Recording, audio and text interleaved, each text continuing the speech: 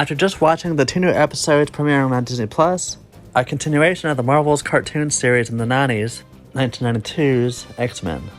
All of our favorite characters are back, including some of the original voice cast. This was my childhood growing up. I collected all the Metal Mutant toys. So far, this series is full of cheesy one-liners, but that was never a bad thing. It always made it fun. It's heavily taken inspiration from the original show, clearly, all the way up to the intro. There has been some changes in the animation style, which is more modernized for today's audience. Not to mention some of the characters losing their curves, as well as the characters' costumes, which I'm not particularly a fan of.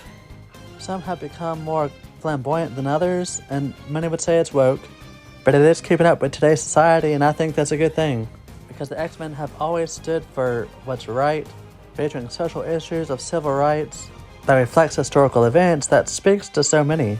I know, me being a member of the LGBT community, this is the reason why I loved it so much. TV as we know it is evolving. The X-Men represents all these themes and our differences, letting it be known that we're not alone.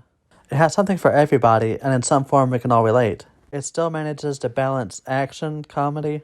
Who would have thought that one comic or show or series of movies could have brought so many emotions to so many different people, and more importantly, brought so many fans together? If you belong to a member of a minority of whatever sort, because of your race or your age or your sexuality or the country that you come from, then these stories take on an immediacy which is nothing to do with special effects at all.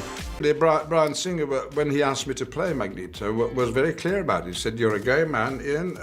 You know what it's like for society to point the finger at you and to pass laws which inhibit your behavior and your happiness.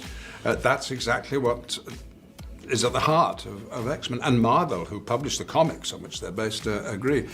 So we're not doing anything seditious or round the corner. That's what X-Men is, and I think that explains perhaps why they are so popular.